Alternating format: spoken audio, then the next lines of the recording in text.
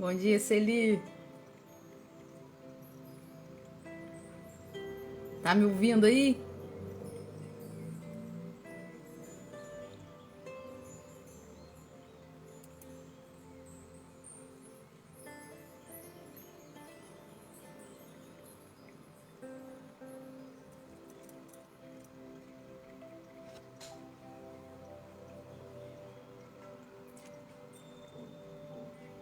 A música tá muito alta aí? Tá me ouvindo bem?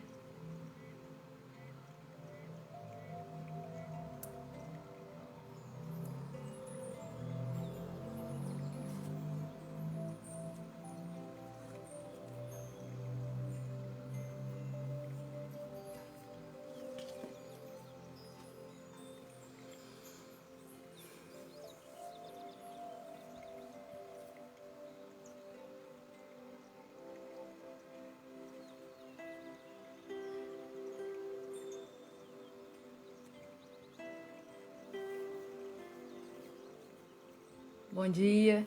Dia da Isa.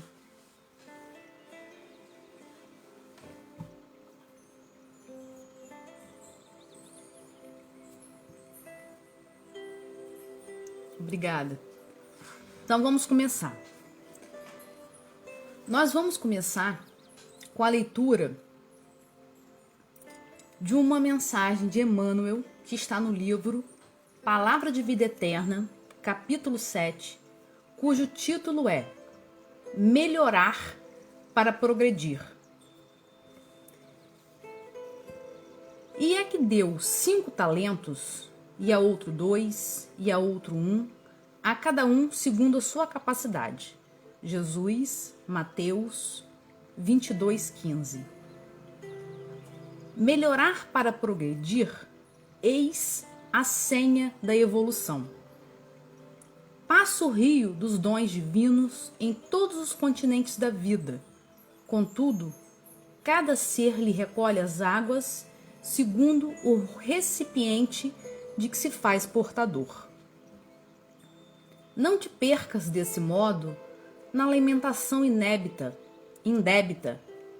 Uma hora anulada na queixa é vasto patrimônio perdido no preparo da justa habilitação para a meta a alcançar.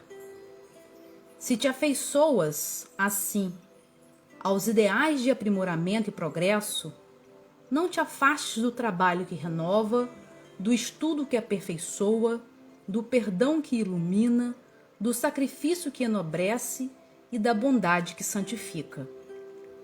Lembra-te de que o Senhor nos concede tudo aquilo que necessitamos para comungar-lhe a glória divina. Entretanto, não te esqueças de que as dádivas do Criador se fixam nos seres da criação conforme a capacidade de cada um. Lido essa mensagem, vamos então agora fechar os nossos olhos, aqueles que assim se sentirem confortáveis, e nos conectar com a espiritualidade maior, pedindo o auxílio necessário para essa manhã de domingo. Deus nosso Pai, Jesus, nosso mestre e amigo, companheiro de todas as horas, aqui estamos, Senhor, reunidos e agradecidos por esta oportunidade, porque mesmo distantes fisicamente, estamos, Senhor, sempre próximos uns dos outros, através da sua mensagem de amor, de misericórdia, de compaixão. Rogamos a vós, Senhor, que possa nos auxiliar nessa manhã de hoje, que possamos, Senhor, ser instrumento da sua voz, da sua palavra, da sua mensagem, e que possamos, Senhor, ter uma manhã bem produtiva. Esteja conosco, alcance a todos aqueles que estão neste momento nos assistindo, bem como a todos os seus familiares. Abençoe, Senhor, os lares, abençoe a todos aqueles que necessitam do seu amor e da sua misericórdia. Fique conosco, Senhor, não só hoje, mas por todo sempre. Que assim possa ser. Hoje nós vamos conversar sobre mais uma parábola. Nós vamos falar sobre a parábola dos talentos.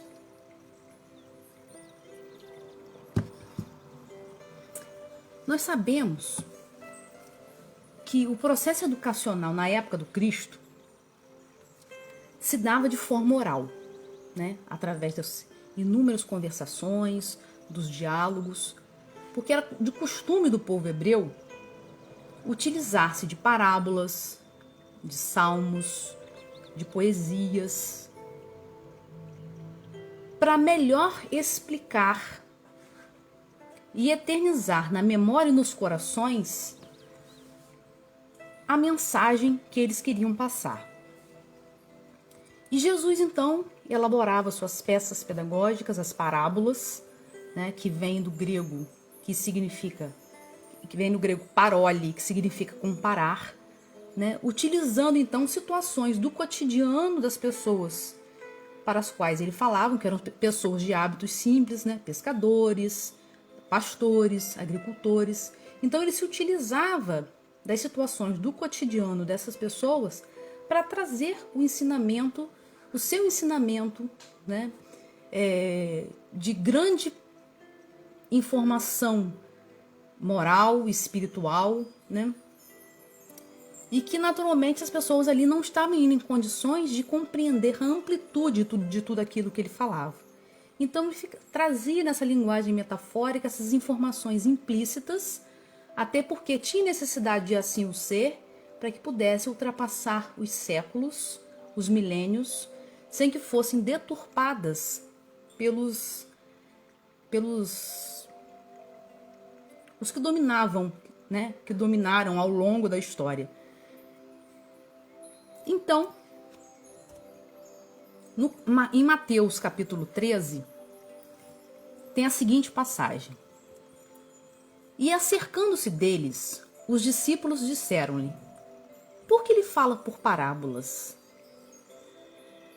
Por isso lhe falo por parábolas, porque eles vendo não veem, e ouvindo não ouvem nem compreendem, porque o coração deste povo está endurecido, e ouviram de mau grado com seus ouvidos, e fecharam seus olhos para que não vejam com os olhos, e ouçam com os ouvidos, e compreendam com o coração, e se convertam e se curem.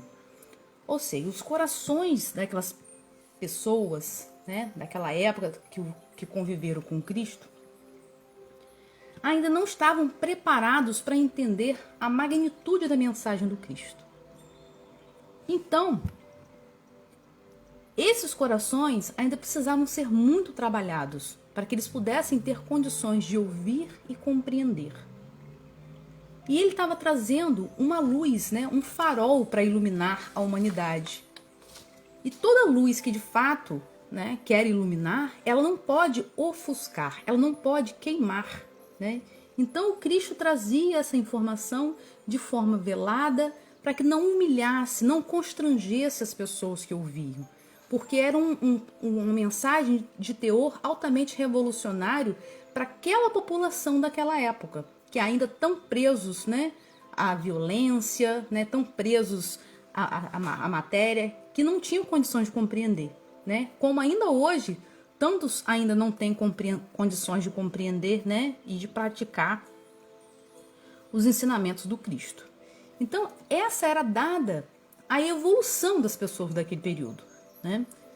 Então, Jesus, como respeita todos nós e sempre respeitou, né, trazia essas informações por meio dessas historinhas, contando essas historinhas para não constranger as pessoas e fazendo com que elas fossem absorvidas pelo imaginário, né, guardadas e trouxessem uma reflexão, mesmo sem condições de entender o teor total, né, que elas traziam. Então, essa técnica pedagógica do Cristo é uma técnica atemporal, porque ainda hoje, né, com os inúmeros estudos, né, que nós fazemos, a cada dia mais a gente entende um pouco mais a profundidade, né, do que o Cristo quis dizer, quis nos ensinar, né? E como espíritos imortais, à medida que nós vamos caminhando, à medida que nós vamos, né, estudando mais as parábolas, a gente vai tendo uma compreensão cada vez mais apurada, né, da profundidade da mensagem trazida.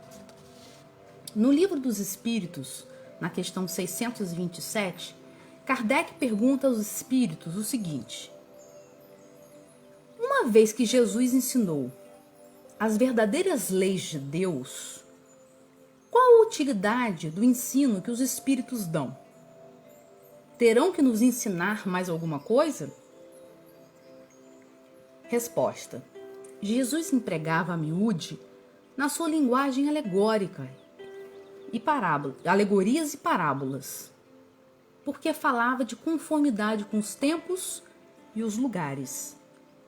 Faz-se mister agora que a verdade se torne inteligível para todo mundo. A nossa missão, ou seja, a missão dos espíritos, consiste em abrir os olhos e os ouvidos de todos. O ensino dos espíritos tem que ser claro e sem equívocos, para que ninguém possa pretextar ignorância e para que todos o possam julgar e apreciar com razão. Estamos incumbidos de preparar o reino do bem que Jesus anunciou. Daí a necessidade que ninguém seja possível interpretar a lei de Deus ao sabor de suas paixões, nem falsear o sentido de uma lei toda de amor e de caridade. Então, Jesus nos prometeu que enviaria o Consolador prometido e que esse Consolador, né, ensinaria todas as coisas, né, e faria recordar tudo aquilo que ele ensinou. E nós sabemos que o Espiritismo, né, enquanto cristianismo redivivo, ele vem nos ajudar a ampliar a nossa visão sobre os ensinamentos do Cristo, para que nós possamos melhor compreender. Então, essa parábola dos talentos, ela está, como já falei, né, no capítulo 25 do Evangelho de Lucas, nos versículos de 14 a 30. Ela também está no Evangelho segundo o Espiritismo, no capítulo 16, e Lucas, capítulo 19 e 11. Nós vamos ficar com a versão, né, de Mateus. Essa parábola, ela vem logo na sequência de uma outra parábola, a parábola das 10 virgens, que nós já tivemos a oportunidade de conversar aqui um tempo atrás, né, e vocês podem acessar depois no card, aqui em cima em algum lugar. Sempre tive vontade de falar isso.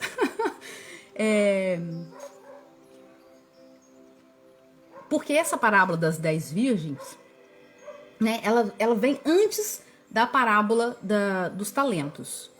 E as parábolas eram utilizadas sempre com o objetivo de ilustrar alguma informação muito importante, né, trazida pelo Cristo. E neste caso, essas duas parábolas, dentre outras, né, elas estão em continuidade ao capítulo 24 de Mateus, que fala sobre o sermão profético.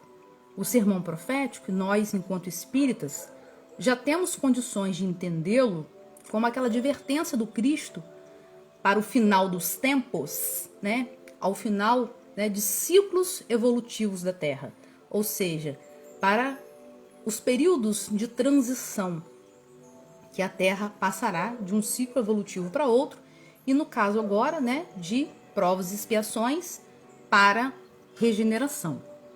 Então, nesse final dos tempos, segundo o sermão profético, né, haverá grandes tribulações, grandes sofrimentos, tudo isso em consequência das nossas próprias imperfeições morais que geram tudo isso.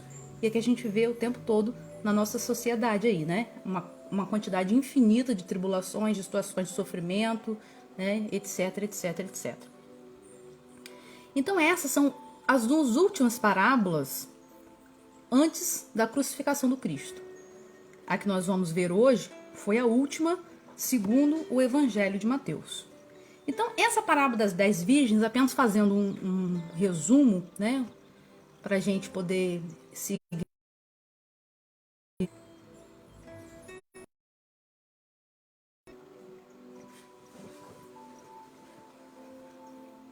Voltei, gente?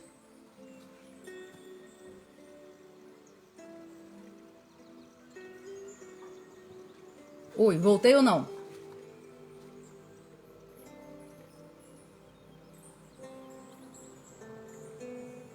Então, essa parábola das 10 virgens, ela fala sobre a união da humanidade com o Cristo, né? E essa união, ela requer vigilância, ela requer prudência, né? Que é o desenvolvimento moral e uma expectativa, porque nós não sabemos quando o Cristo, né? Quando o noivo da parábola chegará para levarmos para outras esferas da vida, para outros estágios evolutivos, né? E para isso, a gente tem que nos preparar, né? A gente tem que estar com as nossas lâmpadas acesas, ou seja, com as nossas virtudes desenvolvidas. Que se assim nós não tivermos, né, nós não teremos condições de acompanhar o noivo, de acompanhar o Cristo nesse processo, né, de evolução para a grande festa de casamento. E o que a parábola dos talentos tem a nos falar? Uma vez que ela vem logo na sequência, né, da parábola das 10 virgens. Vamos ler a parábola então, a tradução de Haroldo Dutra Dias. Pois será, aí aqui a gente já começa um questionamento. Será o quê? O que será? Se nós estamos falando que ela veio na sequência, né, do sermão profético que fala da transição planetária, então a gente já pode entender esse será aqui como o período de transição planetária, né, como o fim dos tempos, o fim dos ciclos evolutivos. Pois será como um homem que, ausentando-se do seu país, chamou seus servidores próprios e entregou-lhes seus bens. A um deu 5 talentos, a outro 2 e a outro 1. A cada um segundo a sua capacidade, e ausentou-se do país. Imediatamente. Tendo partido o que recebeu 5 talentos, trabalhou com ele e ganhou outros 5, do mesmo modo que o que recebera 2, ganhou outros 2. Porém, o que recebera 1, saiu, cavou na terra e escondeu a prata do seu senhor. Muito tempo depois, veio o senhor daqueles servos ao ajuste de contas com eles. Aproximou-se o que recebera 5 talentos, trouxera-lhes outros 5, dizendo: Senhor, 5 talentos me entregastes. Vê, ganhei outros 5. Diz-lhe o Senhor: servo bom e fiel, foste fiel sobre o pouco, sobre o muito te constituirei. Entra na alegria do teu Senhor. Aproximando também o que recebera 2 talentos, disse: 2 talentos me entregaste, vê, ganhei outros 2. Disse-lhe o Senhor: excelente, servo bom e fiel. Foste fiel sobre o pouco, sobre o muito te constituirei. Entra na alegria do teu Senhor. Mas, aproximando-se também o que tinha recebido 1 talento, disse: Senhor, soube que és um homem duro, que ceifas onde não semeastes e recolhe onde não espalhaste. Temendo, fui e escondi o teu talento na terra. Vê, tens o que é teu. Em resposta, o Senhor lhe disse: servo mau e preguiçoso, sabias que ceifo onde não semeei e recolho onde não espalhei. Portanto, devias ter entregado as minhas pratas aos banqueiros, e quando viesse, receberia o que é meu com juros. Tirai, portanto, dele o talento e dai ao que tem 10 talentos. Pois a todo aquele que será dado, terá em abundância. Mas aquele que não tem, até o que lhe tem será tirado. Lançai o servo inútil às trevas exteriores, ali haverá o pranto e o ranger de dentes. O que o Cristo quis nos ensinar com essa parábola? Se nós formos fazer uma interpretação literal, a gente vai pensar, meu Deus, um senhor, né, foi viajar, fez uma repartição desigual dos seus bens entre os seus servidores. 2 deles, que eram mais ambiciosos, usaram dinheiro a eles confiado e fez com que esse dinheiro se multiplicasse. Um outro servo, zeloso, não se apropriando daquilo que não era dele, né? Com medo de perder a única coisa, né, que o Senhor lhe confiou, guardou o dinheiro, muito bem guardadinho, né? E quando o Senhor retorna, ao invés de ficar grato, né, pelo cuidado que o servo teve com o que a ele foi confiado, muito pelo contrário, o chamou de inútil, o chamou de preguiçoso, né, colocou sobre ele um castigo, né, mandando jogar ele nas trevas, né, onde tinha prantos e ranger de dentes. Que loucura, que Senhor mais injusto, né? Deu mais para um, menos para outro, e aquele que guardou o que era dele não teve nenhum tipo de reconhecimento. Mas graças a Deus nós temos, né, a doutrina espírita que nos ajuda a retirar esse véu, né, dessas informações que foram trazidas de forma velada pelo Cristo. Então nós vamos começar a questionar alguns símbolos presentes na parábola para a gente melhor compreendê-la. Primeiro, vem falando, quem é esse Senhor? Quem são os servos? O que são esses bens que foram entregues a esses servos? O que são talentos? Qual é a motivação de uma distribuição diferenciada desses talentos? O que significa essa viagem do Senhor e para onde esse Senhor foi? Para onde partiram os servidores depois que eles receberam os talentos? Quando e como se dá esse ajuste de contas? Quem são os banqueiros? O que significa entrar na alegria do Senhor? Quem é o personagem principal desse texto, dessa parábola? E como entender o comportamento desse terceiro servo? E o que motivou a condenação dele? E o que essa condenação significa? Então nós vamos tentar responder, né, a esses questionamentos, tentar entender o que são esses símbolos. Quem é o Senhor e quem são os servos? Né? São os dois primeiros questionamentos. O Senhor é Deus e os servos é a humanidade. Somos todos nós. E o livro dos Espíritos, o Evangelho segundo o Espiritismo, no capítulo 16, item 10, nos confirma isso. Ele diz: os bens da terra pertencem a Deus, que os distribui a seu grado, não sendo o homem, senão o usufrutuário, o administrador mais ou menos íntegro e inteligente desses bens. Então, confirmado, respondido essas duas perguntas. O Senhor é Deus e os servos somos cada um de nós, a humanidade. O que são os bens? Se Deus é o Senhor, os bens de Deus são o quê? São as virtudes.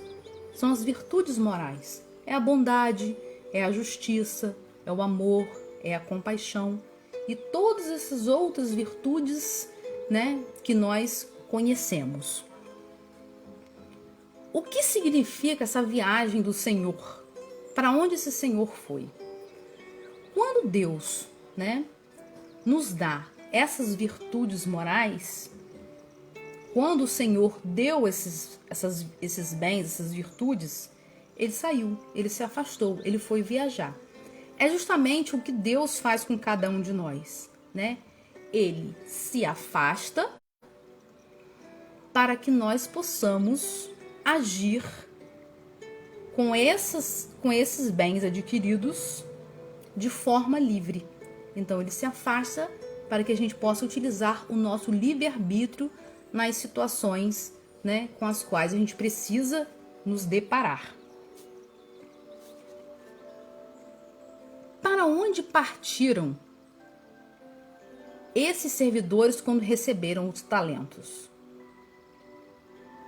A gente pode entender aqui para uma nova existência corporal. Quando a gente recebe, né, os bens de Deus, quando a gente recebe os talentos, que nós vamos ver mais adiante o que significa, a gente retorna à carne, né, para trabalhar esses talentos, essas virtudes, esses bens, para tentar fazer com que a gente progrida, né? Quando se dá o ajuste de contas? Porque o Senhor viajou e retornou depois para ajustar contas. Quando dá esse ajuste de contas?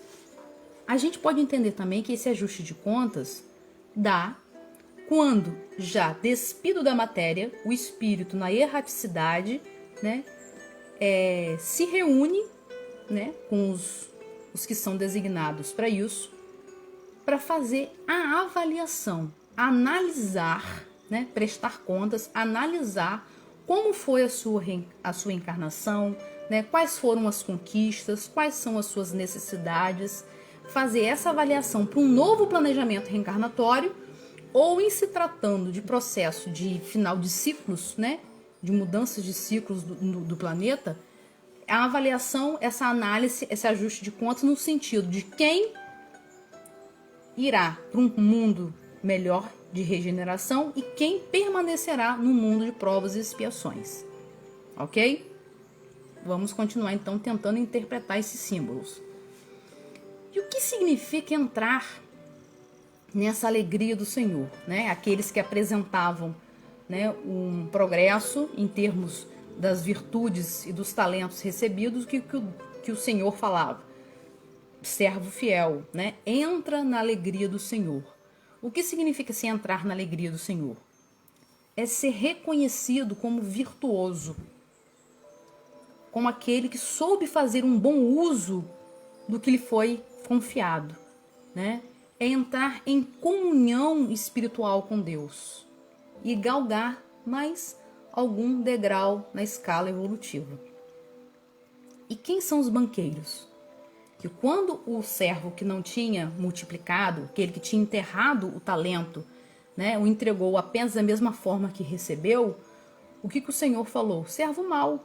Mas se ele tivesse entregue um talento que seja, ele teria ouvido: servo bom e fiel, porque em momento algum ele questionou a quantidade recebida pelos demais, né? Ele apenas questionou aquele que nada teve a apresentar, nada teve a acrescentar. E falou: então por que você não deu aos banqueiros aquilo que me pertencia, e para quando que eu voltasse eu recebesse em juros? Mas quem são esses banqueiros?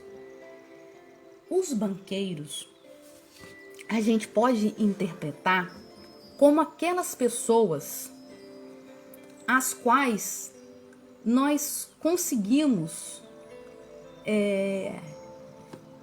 tocar os corações, aquelas pessoas a quais nós nos dirigimos com as nossas boas ações, e à medida que elas sentem o bem sendo feito a elas, elas têm condições de compreender, de sentir esse bem exemplificado, e elas multiplicam esse bem com outras pessoas.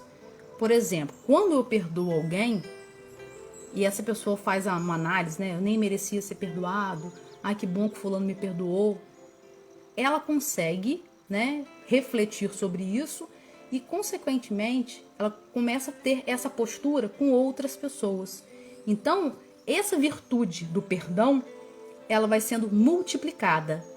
Por mim?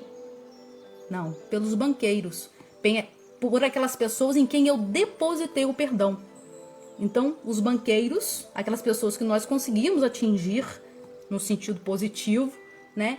Elas multiplicam com outras tantas aquelas virtudes, aqueles bens, aqueles talentos que nós conseguimos depositar nelas.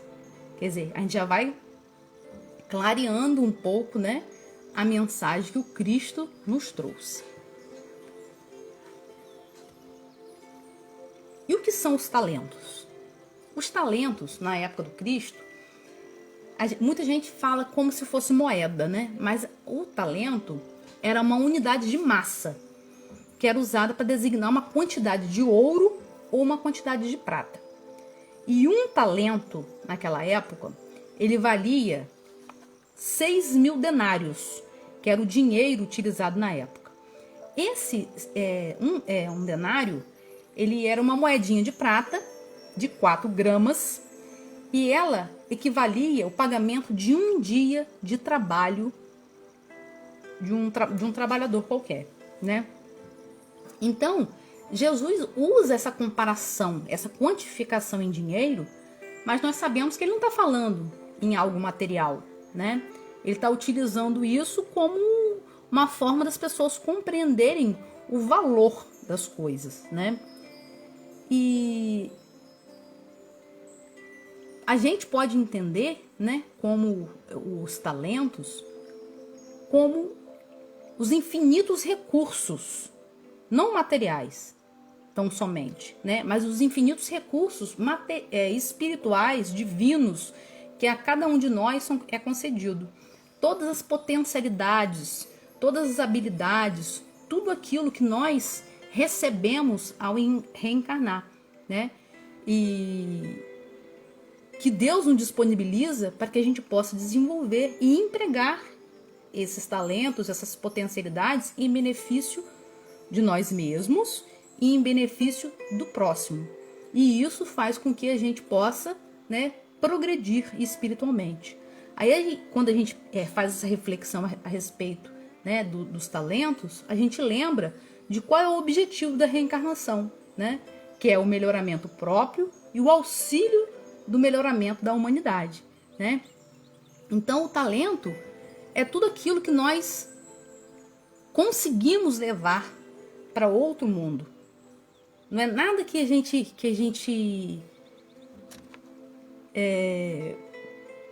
tudo aquilo que a gente não consegue levar não é talento, né? Talento são as nossas virtudes, as nossas conquistas espirituais, né? Então a gente já começa a clarear um pouco mais a parábola, que os talentos são as nossas potencialidades divinas que nós recebemos. Aí a gente começa a pensar assim, tudo a gente começa a analisar ponto por ponto para ver o que tem implícito naquela situação, né? Então, quando Cristo fala que deu 5 talentos a um, deu 2 a outro e 1 a outro, aí a gente, sabendo que um talento vale 6.000 denários, a gente pensa, se um denário vale um dia de trabalho, 5 talentos vezes 6.000 dá 30.000. 30.000 em dias de trabalho, dividindo por 365, a gente encontra 82 anos de trabalho. Para quem recebeu 2 talentos, vezes 6, 12.000, dividido por 365, dá 32 anos de trabalho. E aquele que recebeu 1, vezes 6 denários, dividido por 365 dias, 16 anos de trabalho. Então, quando a gente faz essa análise em termos de dias de trabalho, e a gente consegue responder a pergunta que qual foi a motivação do Senhor em distribuir talentos diferenciados para cada servo. Se o que recebeu 5.000 talentos é como se ele tivesse trabalhado 82 anos, a gente vê que esse é mais experiente em termos de trabalho, né? Por isso ele recebeu uma quantidade X de talentos. O que recebeu 2 já é um pouco mais experiente, 32 anos de trabalho. E o que recebeu 1, 16 anos de trabalho. Ou seja, ainda está muito novinho, né? Muito inexperiente. Recebeu aquilo em que ele tinha condições, né? De processar e mesmo assim. Então, essa distribuição diferenciada, ela está relacionada à capacidade. O próprio texto nos responde a capacidade de cada servo. Então, essa distribuição nada tem de desigual, nada tem de injusta, né? Porque a cada um foi dado de acordo com a sua capacidade, né? Baseado na experiência que cada um tinha, no desenvolvimento moral de cada um, né? Adquirida ao longo das existências, né? Então, é a justiça de Deus atuando. De nada de injusto tem essa colocação, né? Então foi dado a cada um de acordo com a sua capacidade e até de acordo com a sua capacidade de suportar e fazer um bom uso disso. Porque Deus não dá fardos pesados a ombros fracos. Então, se ele deu uma quantidade maior de possibilidades, é porque ele tinha certeza que aqueles teriam condições de desenvolver aquilo que foi recebido. E se deu menos, foi porque aquele tinha condição, né, um tanto quanto menor, vamos dizer assim, né? Então a gente vê que perdeu, né, aquele que menos tinha, não o que mais tinha, né? Então, se ele nos deu e se ele nos dá, que a gente possa então segurar e multiplicar o máximo, né, dessas aptidões, desses talentos a nós confiados, né? Porque ele sabe de quais são as nossas necessidades e nós de nada sabemos. Vocês estão me ouvindo ou tá congelado ainda? Se puder fazer um coraçãozinho, dar alguma coisa aí, porque pra mim que como tá, não tem noção. Porque congelou naquela hora, né?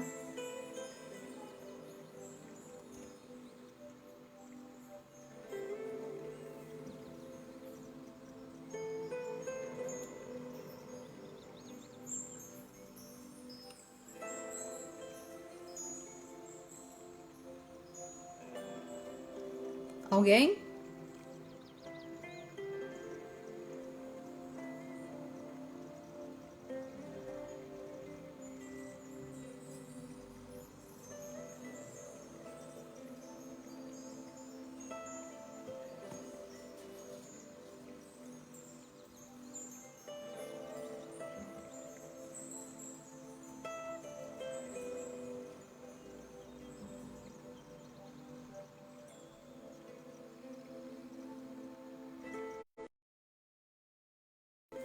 Obrigada. Então vamos continuar. Tava meio que congelado para mim aqui.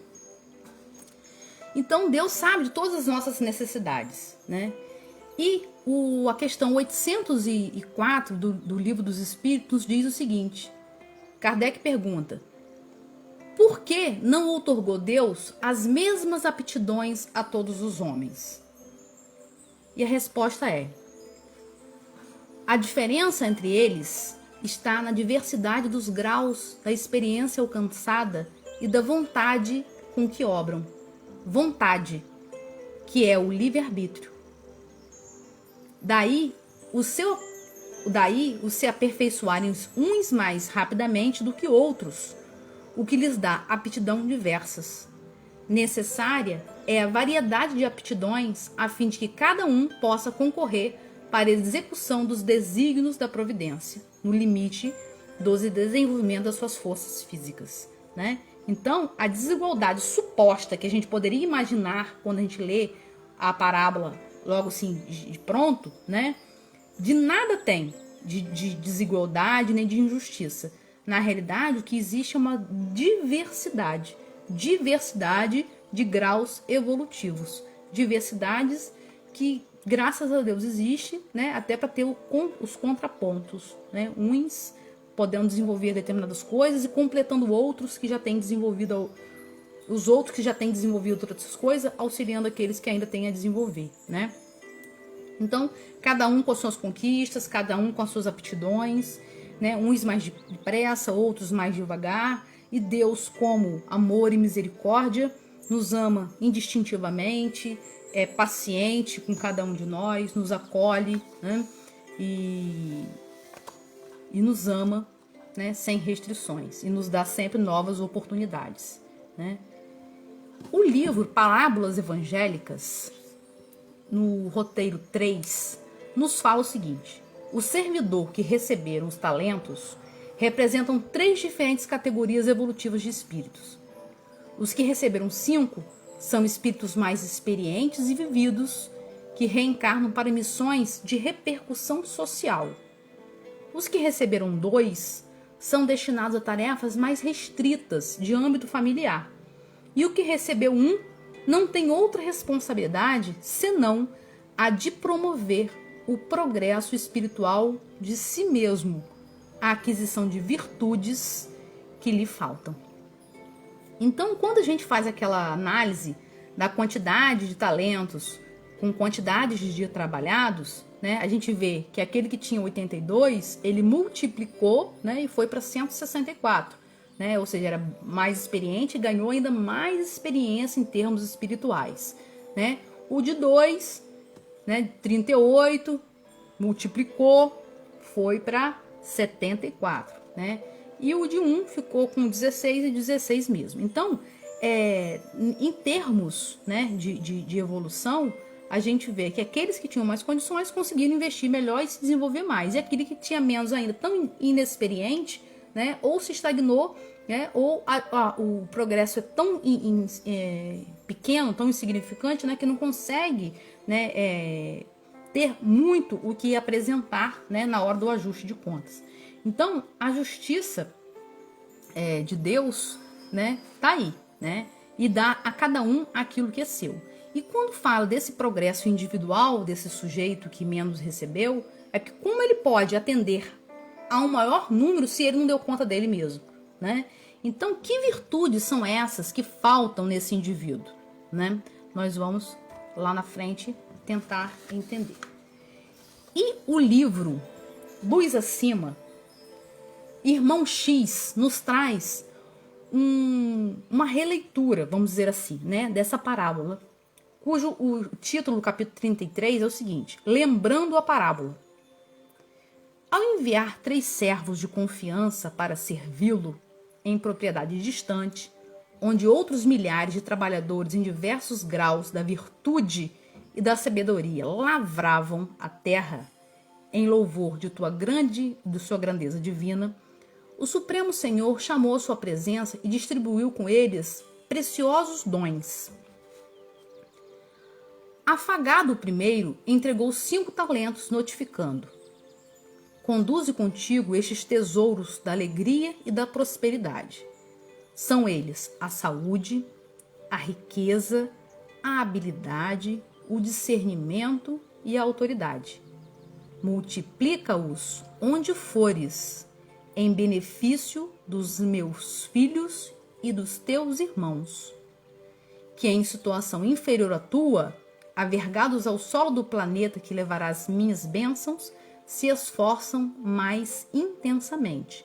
Então, segundo o irmão X, né, esses talentos deveriam ser usados em benefício do próximo, né, a multiplicação com o próximo. Então, se eu recebi a riqueza como um dos talentos, uma das habilidades, não é multiplicar, né, tão somente para mim, mas multiplicar oportunizando a outros, né, se beneficiar dela. O segundo servidor passou 2 talentos. Ao segundo servidor passou 2 talentos, acentuando: transporta contigo essas 2 preciosidades que se destinam ao esclarecimento e auxílio do mundo a que te dirigem.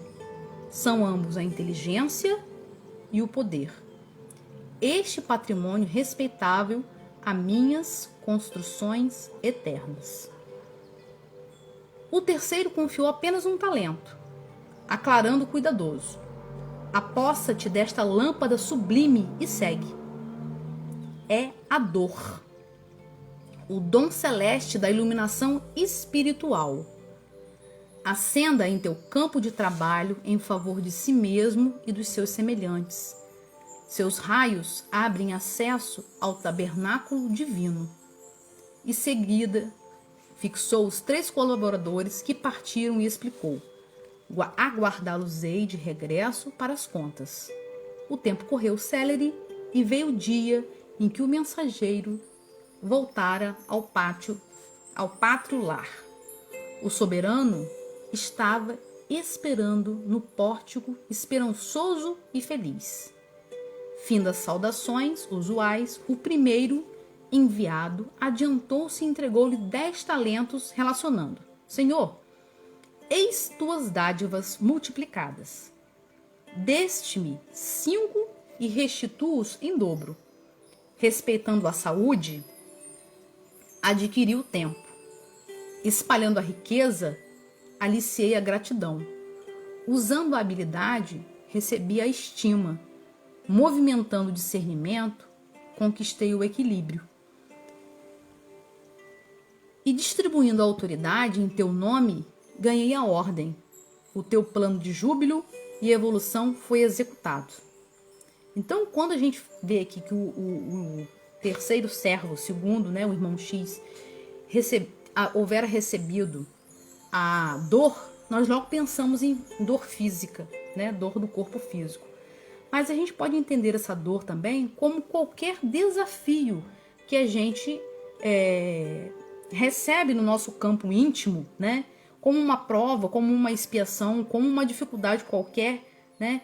Que nós necessitamos aceitá-la, né? Nós necessitamos compreendê-la de forma resignada como uma oportunidade concedida por Deus para que a gente possa acender a nossa lâmpada, para que a gente possa iluminar, né, a nossa caminhada espiritual, né, a nossa iluminação espiritual, como nos disse o próprio irmão X aqui, né? Então a dor como oportunidade de aquisição de virtudes, né, que ainda nós, né, vamos ver lá na frente que virtudes são essas. Então essa multiplicação a gente viu aqui em termos de virtudes: saúde com tempo, riqueza, gratidão, né, e assim sucessivamente. Já que foste fiel neste negócio de pouca monta, conceder-te-ei a gestão de importantes interesses na minha casa. O segundo depositou-lhe nas mãos 4 talentos, informando: Senhor, recebe teus haveres multiplicados. Elevando a inteligência, obtive o trabalho e, submetendo o poder à tua vontade sábia, atraiu o progresso. A tua expectativa de instrução e ajuda no meu setor de atividade foi atendida. O pai, louvando-lhe lealdade no pouco, ser-te-á conferido muito das grandes tarefas. Logo após, acercou-se o terceiro e último servo da expedição e, devolvendo intacto o patrimônio que recebera, notificou: Senhor, recolhe de volta a indesejável herança que me deste. Sei que é austero, que é exigente, que colhe o que não semeia e que ordena por toda parte, experimentando enorme dificuldade para aguentar a carga que me puseste nos ombros. Temendo-te o juízo, escondi na terra e recompondo-o agora em tuas mãos. Reponho agora em tuas mãos. Essa dádiva é um fardo difícil de carregar. Constitui-se desagradável recordação por onde passei. Estorvou-me o desejo, de modo algum desejaria possuí-la outra vez. É impossível obter lucro ou vantagem com semelhante obstáculo. Retoma, pois, o teu estranho e insuportável depósito. Então, toda vez que nós reclamamos, a mensagem inicial falava sobre isso, né? Que nós maldizemos as situações complexas, as situações de desafio, né, que nos aparecem, nós estamos agindo muito similar a esse terceiro servo, né? Ingrato e sem compreensão da realidade na qual nós estamos inseridas. E sem compreensão também do grande objetivo que há por trás dessa oportunidade de desafio, né, em que nós estamos mergulhados, né? Então, na realidade, esse processo de dor, né, esse processo essa necessidade que nós temos de passar por essas situações é de iluminação espiritual, né? É de reeducação dos nossos sentimentos, dos nossos sentidos, né? Porque nós sabemos que nós somos resultados do que nós fomos no passado, né? E o hoje nós estamos construindo o futuro. Então, por mais que passemos por situações de desafio, de dificuldade, com certeza para reeducar questões que nós não conseguimos trabalhar no passado. Então, essa oportunidade da dor, dos desafios, elas precisam ser abraçadas com carinho por nós. É difícil sim, mas nós precisamos abraçá-las com carinho para que a gente se reeduque, a gente reeduque os nossos sentimentos e as nossas emoções, né? E reeduque nosso espírito também. Porque o nosso espírito imortal já vestiu diversas vestes carnais ao longo das nossas existências, né? Então, a tendência para melhor aproveitamento é nós aceitarmos os talentos a nós confiados, né, como oportunidade e de forma resignada, né? Mas precisamos ter a convicção de que Deus, para a gente aceitar, a gente precisa ter a convicção de que Deus é amor, que Deus é justiça e que Deus é misericórdia, que Ele não vai nos dar nada além, né, do que nós necessitamos, do que nós precisamos, que tudo que nos acontece é para que nós possamos nos melhorar. Continuando. O poderoso contemplou o triste e falou enérgico: servo mau e infiel, como poderias multiplicar minha bênção, se nem ao menos te deste o esforço de examiná-la? Como iluminar o caminho se mantiveste a lâmpada apagada? Tua ociosidade transformou alguns gramas de serviço benéfico em várias toneladas de angústia que doravante pesarão sobre ti. Criaste fantasmas que nunca existiram. Multiplicastes preocupações e receios que te levaram a gritar, a espernear como simples tolo, não avançando círculo na minha obra. Por fim, atiraste-me o tesouro ao pântano do desespero e da revolta e vens comentar o temor e o zelo que minha presença te infunde quando foste tão somente preguiçoso e insensato. A dor era a tua oportunidade sagrada e única de iluminação ao próprio caminho, para que a tua claridade amparasse os companheiros de luta regenerativa e salutar. Repeliste o dom que te confiei. Volta, portanto, a sombra e a desesperação que abraçaste.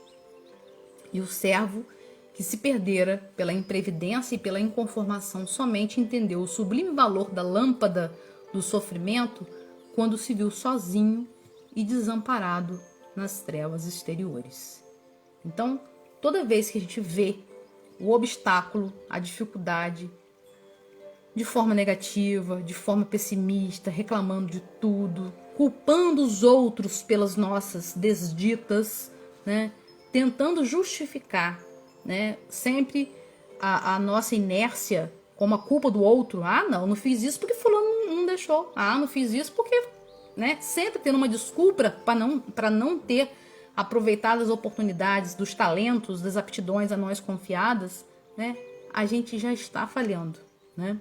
Porque por não fazer, né, aquilo que a nós foi confiado para ser desenvolvido. Então, aquele que só olha para as dificuldades e que não movimenta nenhum esforço para tentar vencê-la, né, para tentar solucioná-la,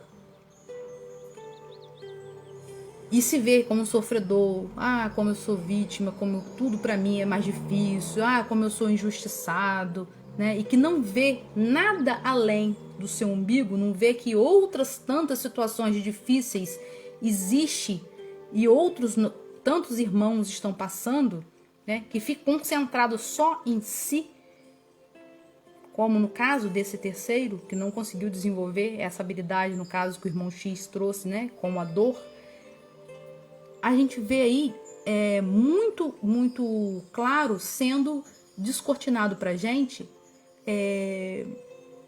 o traço típico do egoísta, né, daquele que só vê a sua própria situação, não faz nada, né, no caso aqui, para vencer aquilo, porque ele é vítima, porque ele é coitado, porque é pesado demais para ele, né? Não consegue olhar que existe outros tantos também em sofrimento, não consegue multiplicar essas virtudes, né? Porque ele não aceita esses desafios para ele, né? Porque criou fantasmas, criou situações muito maiores do que na realidade são, porque ficou inerte e não tentou vencê-las, né? Com preocupações desnecessárias, enxergando apenas os pontos negativos e olhando só para si. Então a gente vê aí a atitude típica do egoísta. Então, quando nós perguntamos quem é o personagem principal do texto, a gente vê que é esse terceiro servo. Esse terceiro servo, considerado de inútil, porque não fez com que o talento, né, se multiplicasse, porque continuou inerte e não soube aproveitar a oportunidade que Deus concedeu para ele, né? E a parábola, né, voltando para a parábola original, né, do texto de Mateus, podemos entender também esse servo que ele enterrou o talento, ou seja, o prendeu a questões da terra. Podemos entender assim também, né, utilizando tão somente em prol das questões materiais, sem levar em consideração o desenvolvimento desses talentos na esfera espiritual, né? Então, a gente vê aí que o homem só possui a plena propriedade daquilo que é dado a levar deste mundo. Isso está no Evangelho segundo o Espiritismo, né? Então, o que ele tinha a apresentar quando ele foi prestar contas? Ele não tinha nada a apresentar, né? Então, a pergunta que nos será feita é, quando chegarmos, né, no ajuste de contas, qual foi o bem que nós fizemos, né? Quantas lágrimas nós enxugamos, né? E esse indivíduo teve essa oportunidade e ele simplesmente enterrou, né? Ele não desenvolveu, ou ele prendeu as situações, né, apenas materiais da terra, enterrando, mantendo esse talento preso só à terra, sem questões espirituais, né? Ou ele, entendendo esses desafios das virtudes que precisavam ser desenvolvidas, né? No caso, a virtude do altruísmo, né? De solidariedade, de caridade, não desenvolveu essas virtudes, né? Porque achava que o peso dele era grande demais. Então, quando a gente pergunta também como entender o comportamento desse terceiro servo, né, ele diz que ele teve medo, né, porque o Senhor era muito duro e tal. Então ele teve medo de quê? De renunciar a si mesmo, de olhar além de si mesmo. Ele ficou voltado apenas para ele, né? Uma atitude, novamente, confirmando, tão somente egoísta, né? Então, o livro dos Espíritos nos diz assim, dentre os vícios, qual se pode considerar radical? O egoísmo. Daí deriva todo o mal. Aí é que está a verdadeira chaga da sociedade. Quem quiser desde essa vida ir aprimorando-se, aproximando-se da perfeição moral, deve expurgar do seu coração de todo sentimento de egoísmo, visto ser o egoísmo incompatível com a justiça, o amor e a caridade. Ele neutraliza todas estas qualidades. Ou seja, o egoísmo ele está totalmente fora da lógica do amor, né? Porque a lógica do amor é a multiplicação. Quanto mais a gente dá o bem, mais o bem é multiplicado, mais o bem é propagado, né? Então, a lógica do egoísta é dar aquilo tão somente que ele recebeu. É a retribuição. Então o Senhor deu ele devolveu aquele que o Senhor deu, nada além disso. E Emmanuel nos diz que o amor começa onde o dever acaba. Então, se eu receber né, se eu tenho amor, eu sou capaz de dar mais de e não somente retribuir, né, restituir aquilo que me foi confiado, né? Então, esse servo inútil trazido pela parábola, ele só faz aquilo que lhe cabe e nada além disso. Então, questão 785. Qual o maior obstáculo ao progresso? Kardec pergunta. A resposta é o orgulho e o egoísmo. Refiro-me ao progresso moral. Então, se nós queremos progredir moralmente, né, nós temos que trabalhar o nosso desenvolvimento moral para que a gente possa, aos poucos, ir, né, nos livrando dessa grande chaga que é o egoísmo, né? Então, sem o progresso moral, sem nos livrarmos desse egoísmo, não tem como nós sairmos do mundo de provas e expiações. Não tem como nós nos livrarmos do sofrimento. E o que foi que o Senhor disse ao servo? Lançai-o aos trevos exteriores, onde haverá prantos e ranger de dentes, né? Que ele permaneça no mundo de provas e expiações, de sofrimentos, de desafios, para quê? Para que ele possa aprender. Questão 574. Qual pode ser na Terra a missão das criaturas voluntariamente inúteis? Há efetivamente pessoas que só para si mesmo vivem e que não sabem tornar-se úteis ao que quer que seja. São pobres seres dignos de compaixão, porquanto espiarão duramente sua voluntária inutilidade, começando-lhe muitas vezes, já neste mundo o castigo, entre aspas, pelo aborrecimento e pelo desgosto que a vida lhe causa. Questão 917 do Livro dos Espíritos.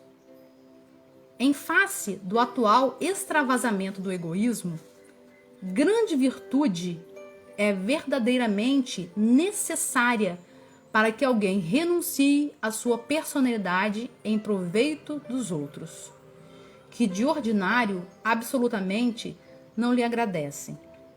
Principalmente para os que possuem essa virtude, é que o reino dos céus se acha aberto. Então, aqueles que conseguem vencer o egoísmo, é que o reino dos céus se encontra aberto, né? Então, o reino dos céus nada mais é do que nosso, né, o nosso estado de melhoramento íntimo, né, do nosso processo de evolução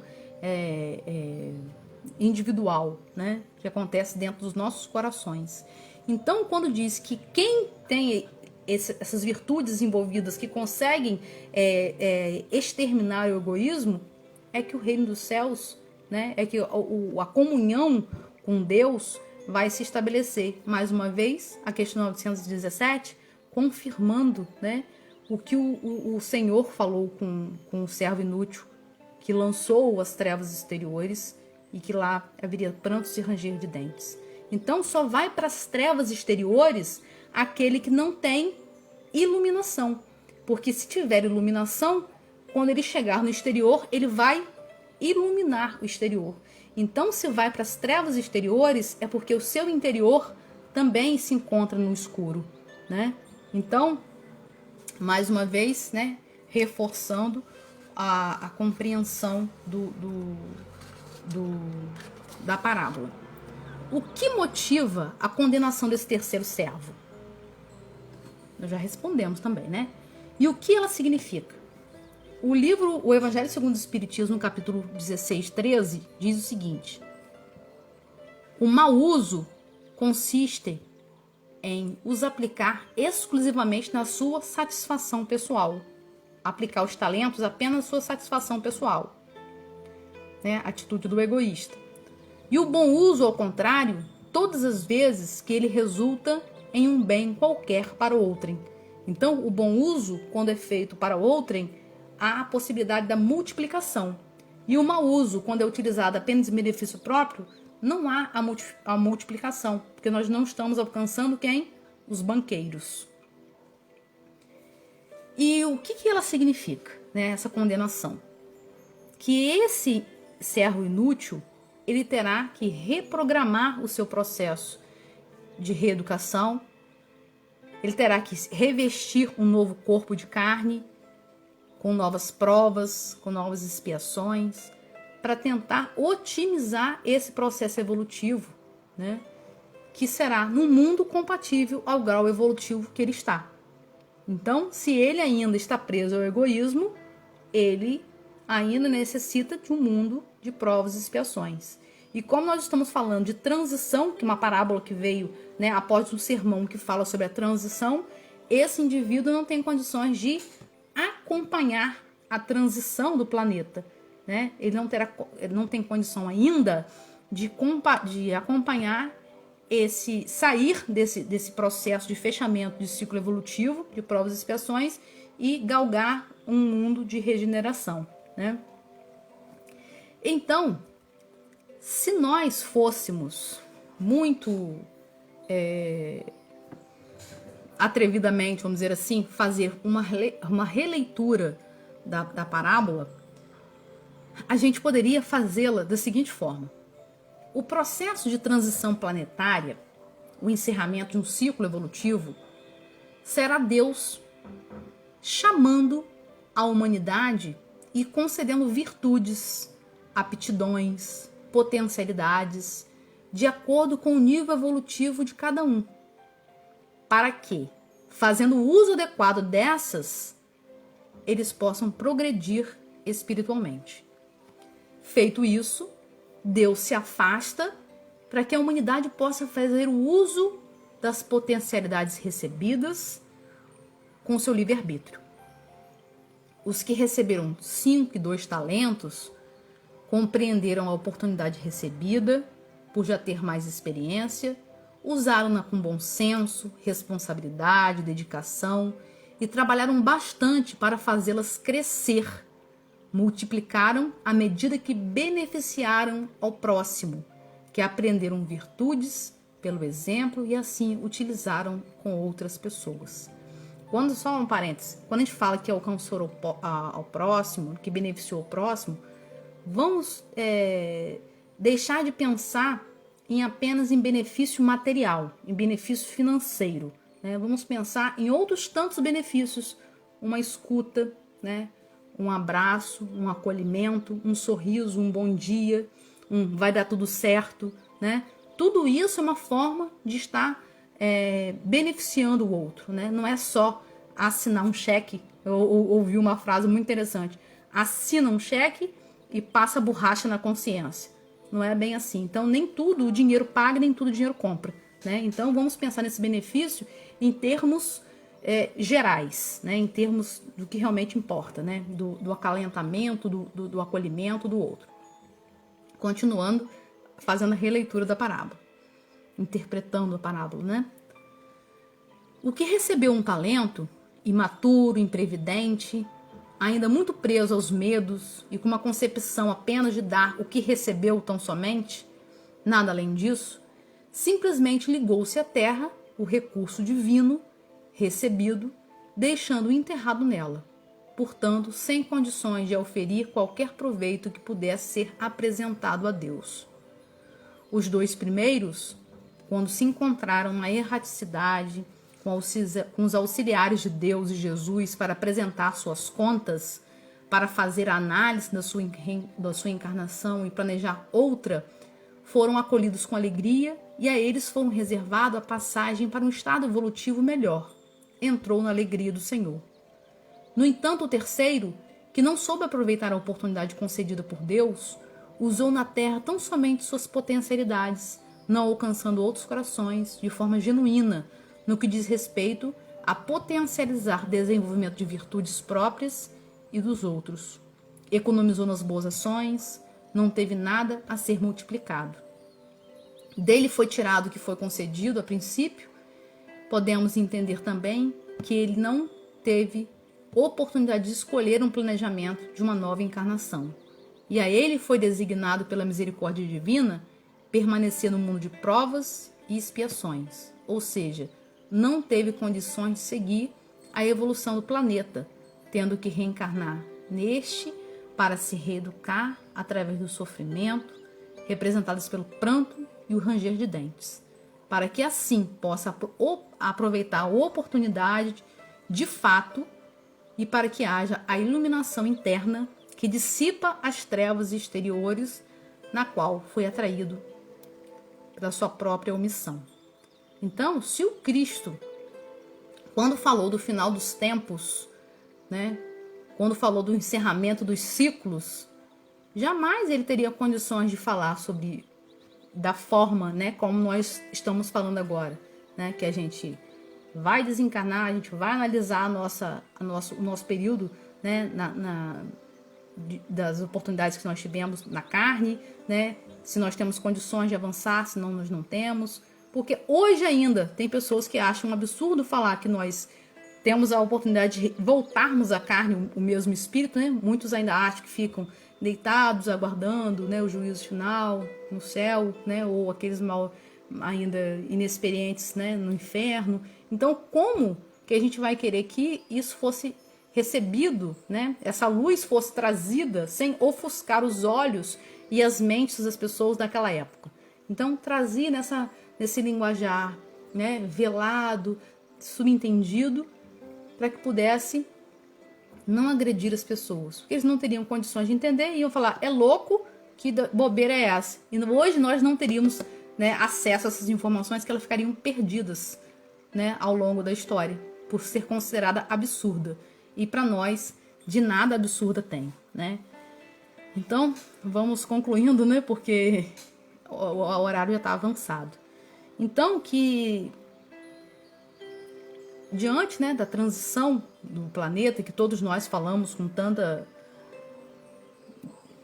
ouvimos repetidamente, né, que essa transição primeiro ela possa acontecer no íntimo de cada um de nós, né, que a gente possa estar vigilante, que a gente possa estar atento, que a gente possa estar comprometido, né, que a gente possa ser gratos pelas oportunidades recebidas, estarmos dispostos, estarmos disponíveis, né, com as responsabilidades que a nós foram concedidos, porque Deus não deposita fardos pesados em ombros fracos.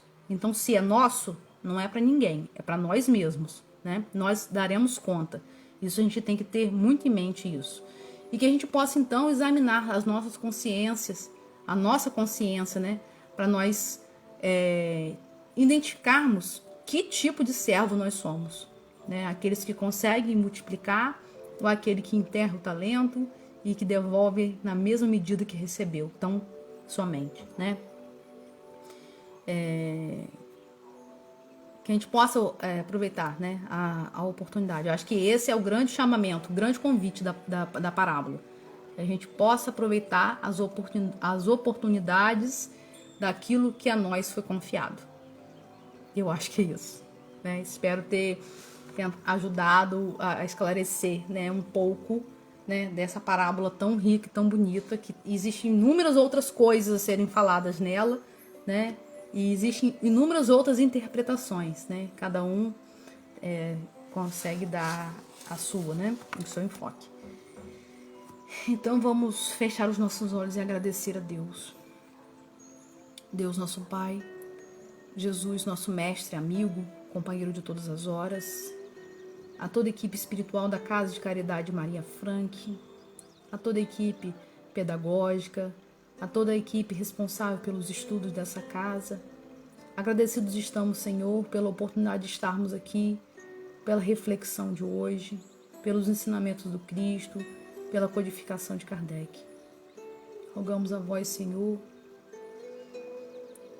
que nos auxilie, que nos ampare, que nos proteja, bem como, Senhor, a todos os irmãos na caminhada pela terra que se encontram nesse momento, passando por dificuldades, por desafios, que eles possam receber, Senhor, o bálsamo do seu amor, em forma de coragem, de resignação, de confiança. Que o Senhor possa enviar os seus trabalhadores de luz a todos os hospitais, aos leitos dos irmãos que se encontram acometidos das enfermidades das mais diversas. Que auxilie, Senhor, a todas as equipes médicas que estão atuando de forma muito corajosa, de forma intensa na situação do Covid-19, que possam, Senhor, resigná-los, fortalecê-los, intuí-los para que possam ministrar as melhores medicações possíveis para o refazimento do corpo físico dos irmãos que se encontram adoecidos.